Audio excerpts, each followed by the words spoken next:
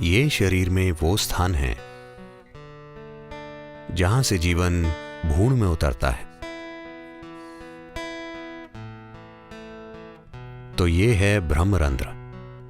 अगर भौतिक से परे के आयाम सतत एक लगातार सक्रिय प्रक्रिया बन जाते हैं, आप में से कुछ ने शायद अपनी शांभवी में यह महसूस किया होगा कि आपके सिर पर एक एंटेना आ गया है जो आपको जीवन का एक विशेष नजरिया दे रहा है।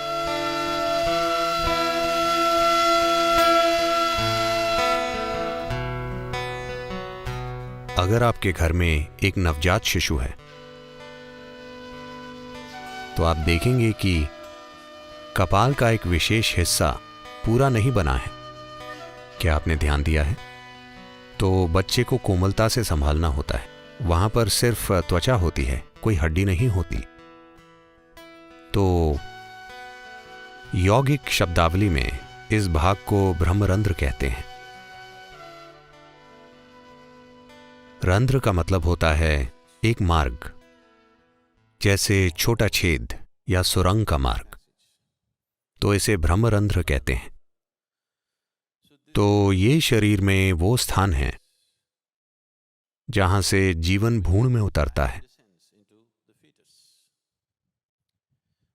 क्योंकि जीवन भ्रूण में आ गया है और जीवन अपने विकल्पों को खुला रखता है, यानी क्या ये शरीर उसे कायम रखने में सक्षम है या नहीं, तो जीवन विकल्प खुले रखता है।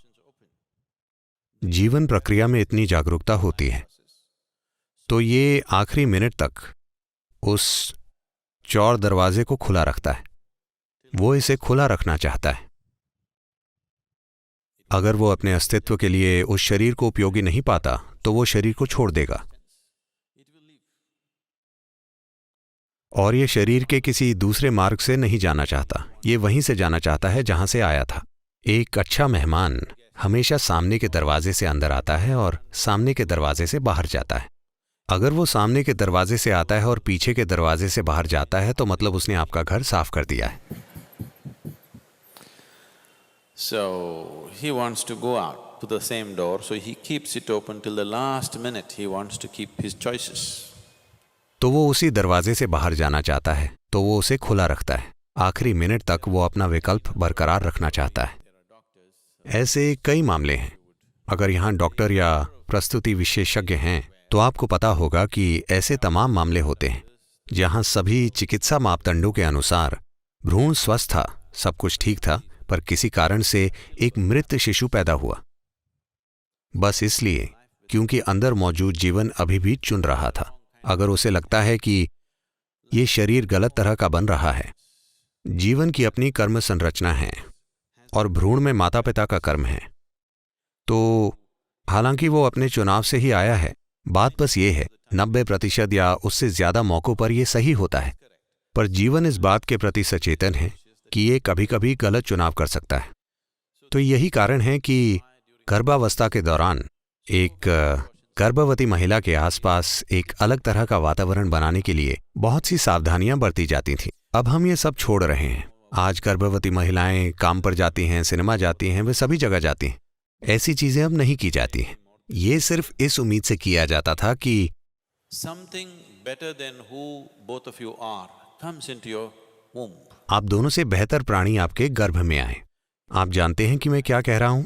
आप पति पत्नी हैं, आपके कुछ खास गुण हैं। आप चाहते हैं कि आपका बच्चा बस आपकी तरह नहीं बल्कि आपसे ऊंची गुणवत्ता का हो। आपसे बेहतर प्राणी आपके गर्भ में आना चाहिए।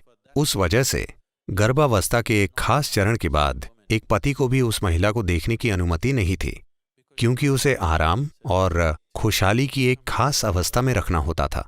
एक खास तरह के विचारों के साथ, एक खास तरह के वातावरण में, हर तरह से उसके सिस्टम को खुश रखने की कोशिश होती थी।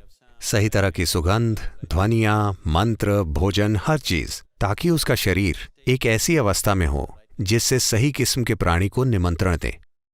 शायद आज की दुनिया में इन सब चीजों का सवाल ही नहीं उठता। तो अगर कोई प्राणी इस खास भ्रूण में प्रवेश करता है और उसके शिशु बनने के दौरान उसे उपयुक्त नहीं पाता तो वो चला जाता है। इसलिए एक द्वार खुला रखा जाता है। तो ये ब्रह्मरंध्र है। और एक दिन जब आप शरीर छोड़ते हैं उस समय भी आप किसी भी मार्ग से जा सकते हैं, लेकिन अगर आप ब्रह्मरंध्र से जाते हैं तो ये जाने का सबसे अच्छा तरीका है। अगर आप सचेतन रूप से शरीर के किसी भी हिस्से से जाते हैं तो ये ठीक है, लेकिन अगर आप ब्रह्मरंध्र से जा पाएं तो ये प्रस्थान करने का सबसे अच्छा तरीका है। तो चूंकि इस बारे में बहुत सी बातें होती हैं तो इस बारे में किताबें लिखी गई हैं। एक बात यह है कि इसकी काफी संभावना है कि हो सकता है कि कोई इंसान अपने सिर के ऊपर या माथे के बीच में चीजों की कल्पना करना शुरू कर दे। वे कई चीजों की कल्पना करते रहते हैं। आपको यह समझने की जरूरत है कि आप जहां भी अपने मन को केंद्रित करते हैं वहां कुछ हलचल होगी। अगर आप चाहें तो अभी आजमा सकते हैं। अपनी छोटी उंगली को ऐसे रखें और इसकी नोक पर ध्यान केंद्रित करें। आप देखेंगे कि 1 मिनट के भीतर वहां कुछ हलचल होगी। शरीर के किसी भी हिस्से पर अगर आप अपना ध्यान केंद्रित करते हैं तो आप कुछ हलचल पर गौर करेंगे। तो इसे आपके भीतर हो रही किसी महान प्रक्रिया के रूप में गलत नहीं समझा जाना चाहिए। बेशक थोड़ी शारीरिक हलचल यहां वहां होती रहती है। कभी कभी ऐसा आपके साथ होता है। आप सो रहे होते हैं, शरीर का कोई हिस्सा थोड़ा सा हिलता डुलता है और ये और वो। खासकर अगर आप बहुत नर्वस हों तो ऐसा आपके साथ अक्सर हो सकता है। अगर आप सहज हैं तो शायद ऐसा ना हो। अगर आप थोड़े तनाव या दबाव में हैं तो ये आपके विभिन्न अंगों में हो सकता है, तो उसे भी गलत लेने की जरूरत नहीं है। मुझे नहीं पता कि मुझे ये कहना चाहिए या नहीं, क्योंकि अगर मैं ये कहता हूं तो आप हर तरह की चीजों की कल्पना करना शुरू कर देंगे। अगर आप ध्यानमय हो जाते हैं, जो कि आप बन रहे हैं, जब आप शांभवी करते हैं, मुझे ये नहीं कहना चाहिए, ये हर तरह की चीजों को जन्म देगा, क्योंकि लोगों की कल्पना बहुत प्रचंड होती है। मैं हमेशा उन्हें ऐसा कुछ भी बताने से बचता हूं जो उनके अनुभव में नहीं है, क्योंकि वो हर तरह की चीजों की कल्पना करना शुरू कर देंगे। वैसे भी अगर आप खुद के साथ ऐसा मत कीजिए, ये जरूरी नहीं है। अगर मैं अपना हाथ अपने ब्रह्मरंध्र के ऊपर रखता हूं, यहां तक कि 4 फीट ऊपर तक भी अगर आप इसे रखते हैं, तो आप अपने हाथ में एक स्पष्ट भाव महसूस करेंगे जो हमेशा एक 8 के आकार में होगा। अगर आप अपनी ऊर्जाओं को एक खास तरीके से रखते हैं तो ऐसा हमेशा होगा।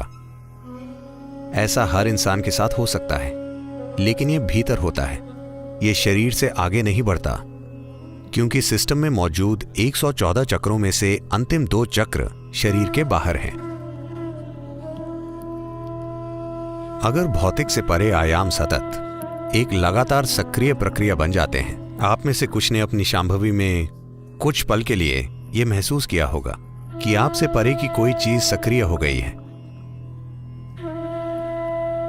तो अगर आपकी भौतिकता से परे एक आयाम आपके भीतर एक निरंतर सक्रिय प्रक्रिया बन जाता है, तब कुछ समय बाद ये 2 चक्र जो निष्क्रिय और शरीर से बाहर होते हैं, वे सक्रिय हो जाते हैं। अगर वे सक्रिय हो जाते हैं तो मतलब आपके सिर पर एक एंटेना हो जाता है। आपने पुलिस एंटेना देखा है? आपको अपने सिर पर एक एंटेना मिल जाता है जो आपको जीवन का एक खास नजरिया देता है।